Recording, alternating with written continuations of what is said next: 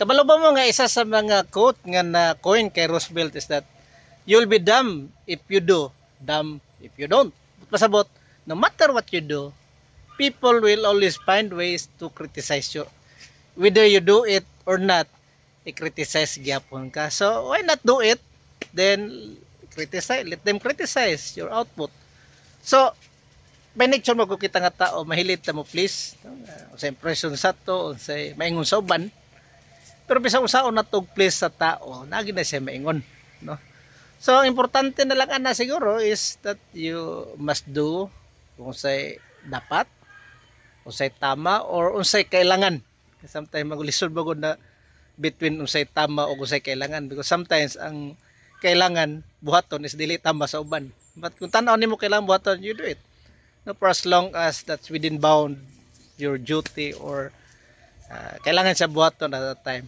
Criticism will always be there. Whether, as I said, nama kay buhaton o wala kay buhaton, nagyon na maingon ng tao sa imo. So, let it be.